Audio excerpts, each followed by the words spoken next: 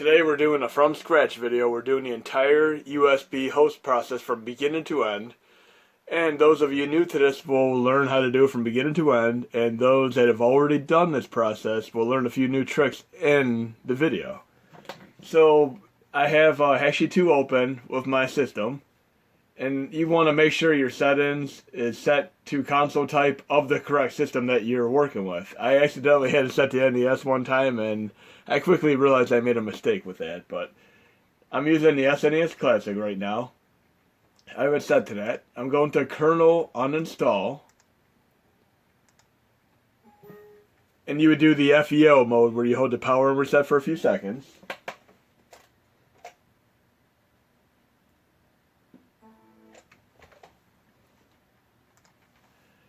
And I did make a cheat sheet in the dependencies, extras, advanced users folder. The advanced users folder right now is where all the USB host stuff is.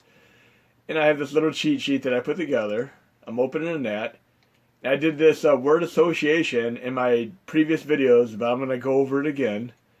Once you do the uninstall of HMOD through there, and I have these various steps here. Seriously, don't you effing remember me are the key words here. I'm doing the uninstall of HMOD right now, which is just a from scratch method, which I like to do for any testing that I work with. And I'm going into my advanced users folder. I'm using today's, I basically did an official HMOD update with the latest changes from the Anime 827 madmonkey. And I designated it with the date 11/28/17. This is what I would copy over to the directory that I'm working with here. And I copied it here. I already extracted it to a folder by itself. And this first step on here where it says, seriously, for stock kernel, you'd pretty much want to do this.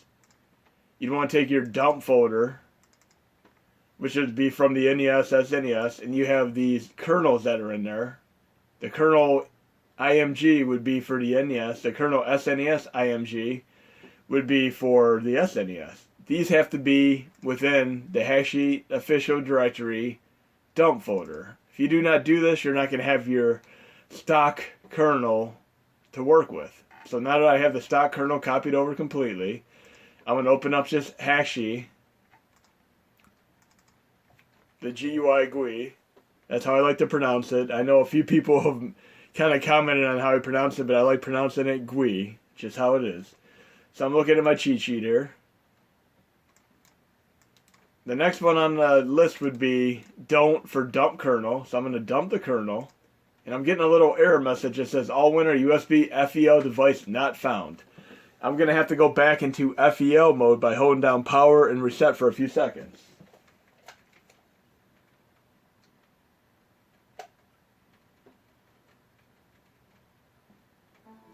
Now that I have it in FEO mode, which works nicely for me because I get a little ding noise on my computer when I do it, I'm going to dump the kernel, which is the next one on the list.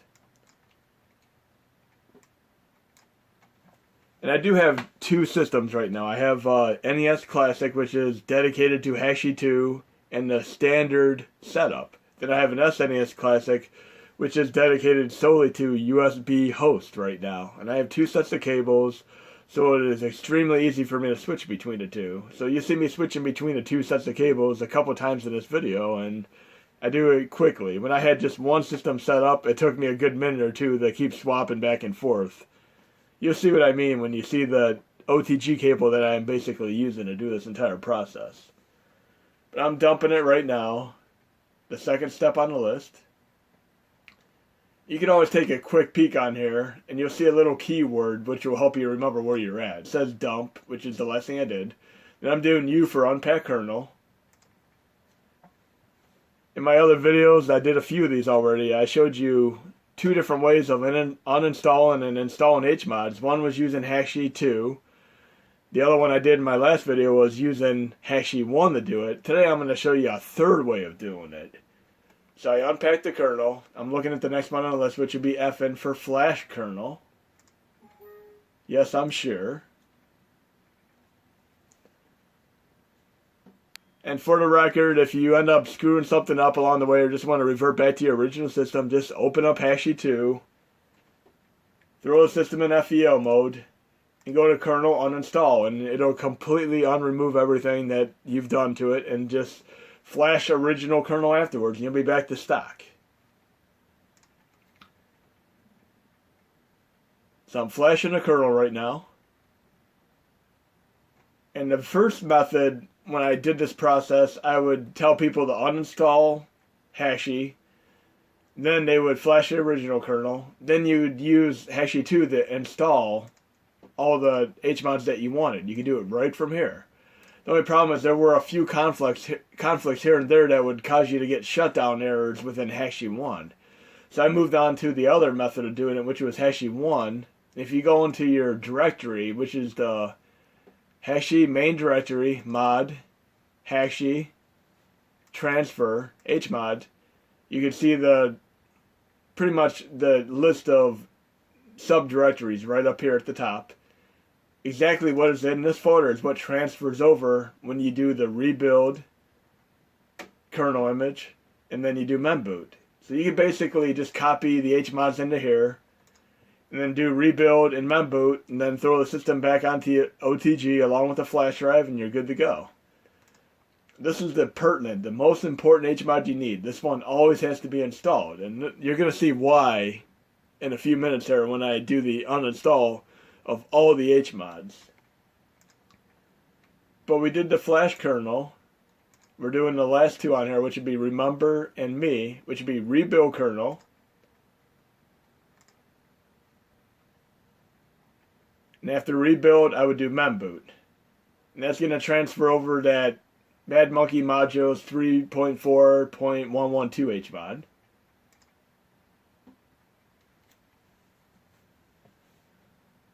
So I'm going to throw the flash drive onto my computer. And right now I'm personally using a 32 gigabyte flash drive. I'm using it in an NTFS mode. It's working fine for me. FAT32 works, and also X2 and X3 work as well. I haven't had any problems, but I've been using NTFS and it's been working out fine. So now that that's all said and done, I'm going to minimize this. I'm going to open up my flash drive. You're going to need to have, this is very case sensitive, you're going to have to make a Hashi folder on your flash drive. Then within the context of that, you're going to have to make a games folder. That'd be where you store all your games. And there's two different ways of doing the games. One, you can just go into here. Say, for instance, I want to have, I'm in Hashi 2 right now. I want to have this Dracula X Rondo of Blood thrown onto the flash drive. I'm going to look at this ID up here where it says CLV, -Z, etc. I'm going to go into my games folder right now on my computer. I'm opening up my games SNES folder, which is where I installed this. I'm going to just search for the games SNES folder for that directory. And I'm going to copy and paste that entire folder over. Just like so. And there are inode index limits, so I'd keep this to 60 or less folders if you're doing a standard directory with the SNES Classic, and I would keep it to 100 or less for the NES Classic. There's a folder transfer method as well, which I will briefly get into, and it's not very complicated. But I'm copying this over right now. And the other thing I'm going to do is I'm going to do the third way, the completely new way of doing HMOD transfers. Thanks to Danaman827 and madmonkey, this is an incredible way of doing the HMOD transfers without the need of doing Hashi 1 or 2. You could pretty much have it, you're no longer tethered to Hashi 1 or 2 unless you want to completely uninstall Hashi from Hashi 2 or just redo the process in Hashi 1 to get updates and such. So I'm making a folder called transfer right now. And within the transfer folder, I'm simply going to copy and paste the HMODs that I'd like to have installed. So I'm going to my directory here, where my HMODs are. And I'm going to need RetroArch, of course. I like to use the RetroArch Extreme Filter, so I have a bunch of shaders to work with. I'm copying that over. I like to use the SNES 9X Dual Core, so I'm copying that over. And of course, I'm going to want let's see here, advanced users folder, CloverCon USB, so that I can do my shortcut to exit to the main menu.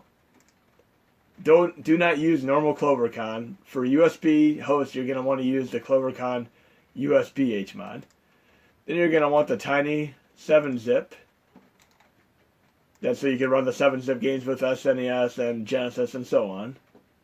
Obviously, when you're playing Sega CD games and 3DO games, Sega Saturn games, you're not going to want to have them in 7-zip compression. So if you find your extension says 7-zip, you're going to want to right-click in HashiTo and uncompress them.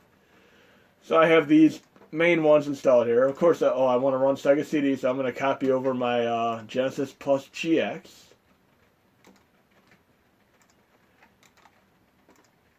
And I'm not going to yet install my font fix, which would fix the missing character issues. I'm just going to do it without it so you see what happens if you do not install font fix.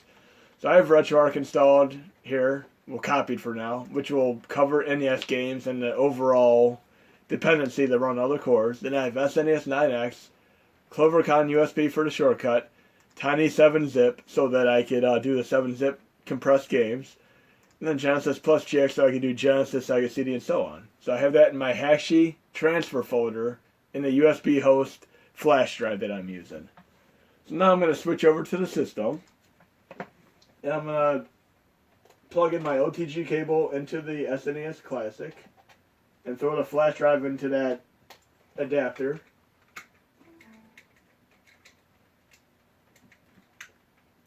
Then I'm going to switch over and power it up, and I should get the madmonkey splash screen.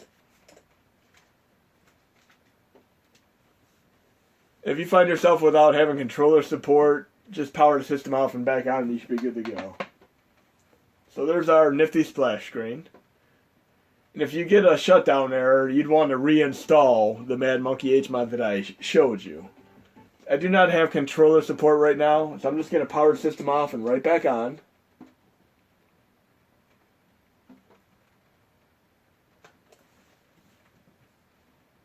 And again, I do not have font fix installed. You'll see exactly what that means in a moment here. There are missing characters from these names.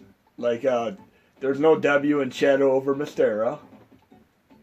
No W there. I mean, just a lot of missing characters. I'm going to just open up an NES game randomly here. We'll do Duck Hunt. And once I'm in Duck Hunt, I'm going to do Select and Start to pull up RetroArch options. I'm going to go to Low Core. And I have my Genesis plus GX, my SNES 9X, and my NES cores through RetroArch. So I installed these successfully. But I do not have font fix properly installed. So I'm going to do font fix next. I'm going to exit back over to the computer. First I'm going to power this down.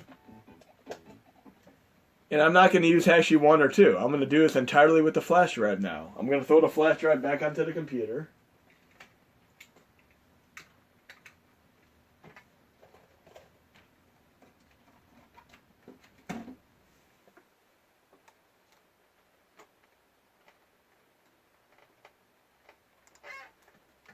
And I'm going to go into my core folder. Dependencies and extras, advanced users. And advanced users is pretty much where all the USB host stuff is, as I said. I'm going to do a font fix comic new HMOD for now. And within the next few days, I'm going to do an alternate way of doing the font fixes that Dan the Man, 827, Melthris, and myself all put together. And it's going to be a much better method. You'll be able to use hundreds upon thousands of different fonts that you'd like to run. So I'm going to go into my USB host thing. Hashi, make a transfer folder.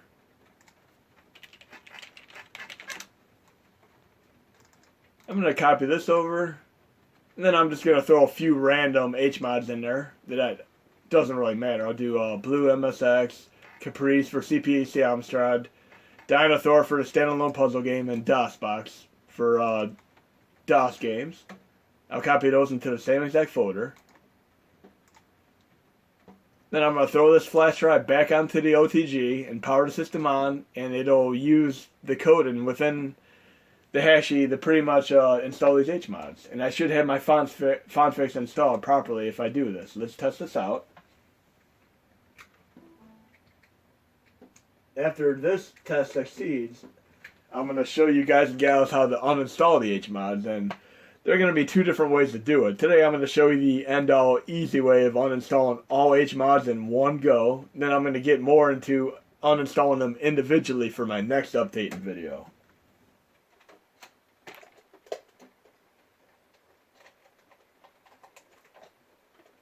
So I'm powering on the system again. It'll take a little bit longer to boot up because it's doing the install process of the HMODs that I copied into the transfer folder. So you see a secondary splash screen because of that.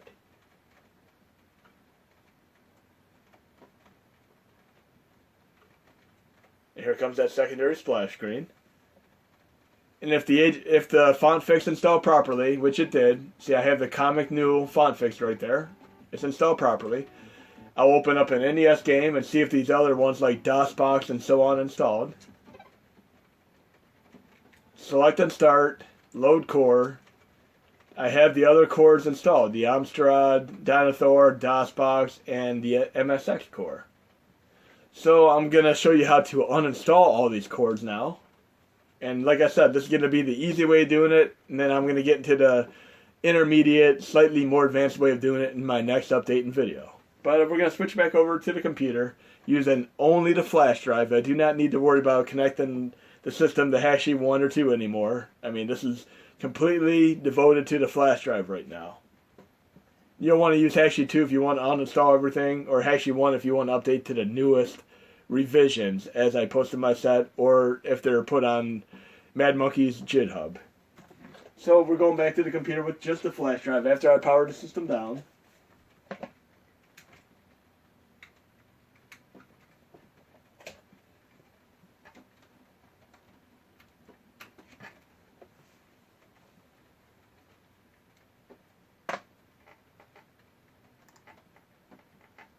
Now I'm going back to the advanced users directory that I have for my USB host stuff.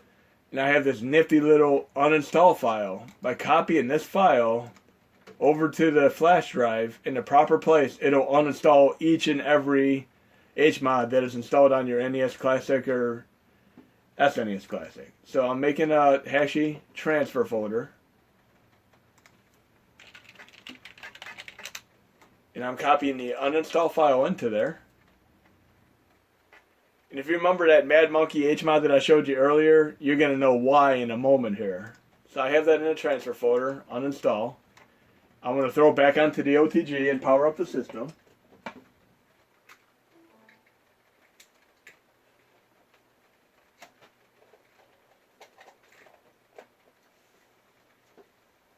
It would have been a complete hell trying to keep swapping out one set of cables for doing this. I mean, I'm glad I have both sets of cables connected right now.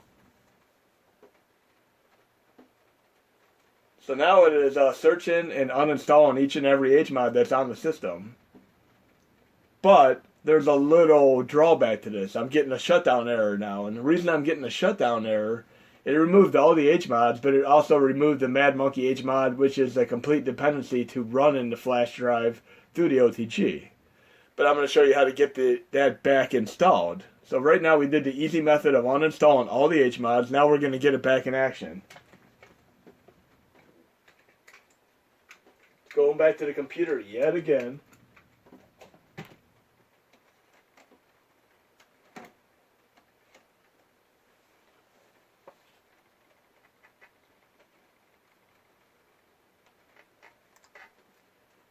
Now, I have it in my core set now in the Advanced Users folder.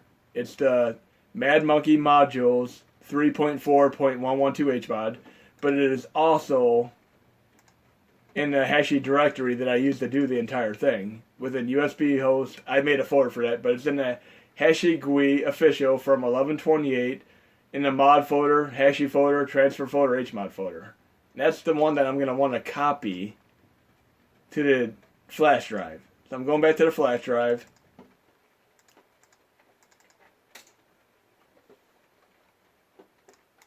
Of course, that'd help if I went to the proper thing. So So I'm going into Hashy, transfer.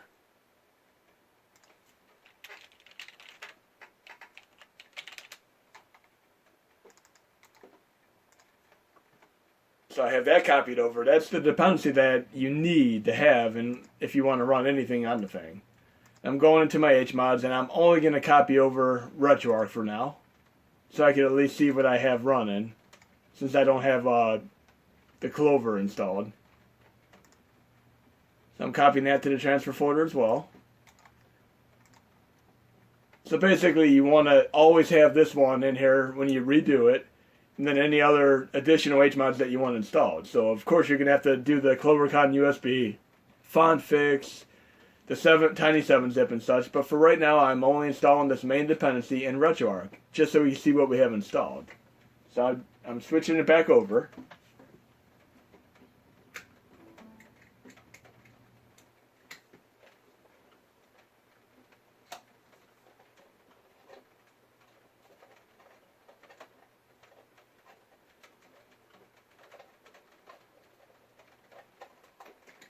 Then I'm going to power it on.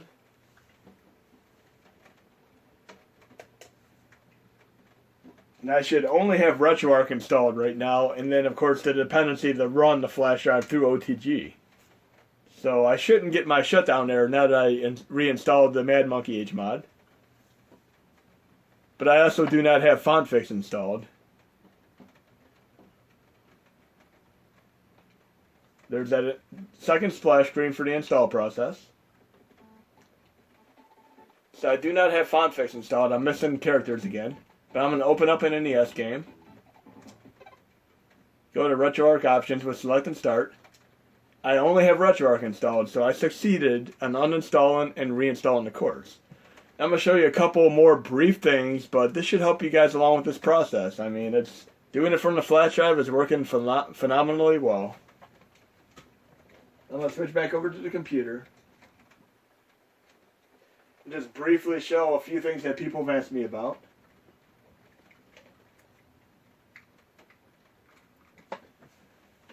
Now when you go into the flash drive, this is pretty important.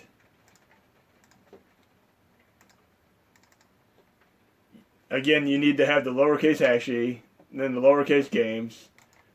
But for the SNES Classic, you could also additionally add a saves folder so that saves could be saved to the flash drive. This is optional for the SNES Classic, but it is entirely mandatory for the NES Classic to have it. You'll not be able to boot into the user interface, the main screen, if you do not have the saves one on the NES Classic. So that's very, very important. Now the other thing I'm going to show you briefly, I'm going into my course set again, Advanced Users folder. Some of you are asking what device to have. I have a picture of the type of device you might want to have. You could do an L-shaped device. This is roughly the type that I'm using right here.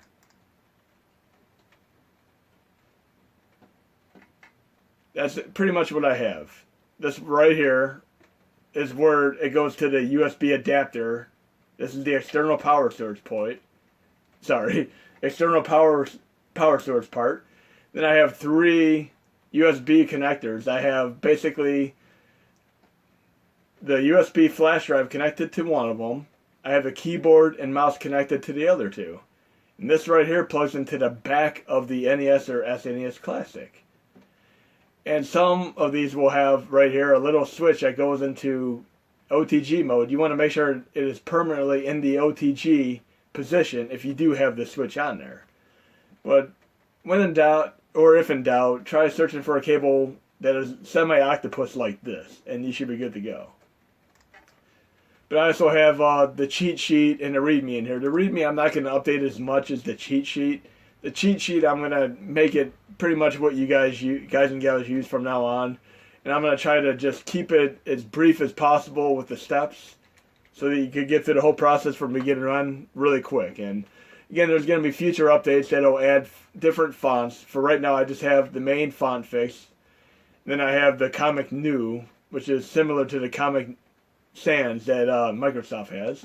So you got these 2 for now, but there's going to be a different setup that I said Dan the Man, 827, Malthus, and myself all put together. We all collaborated on it.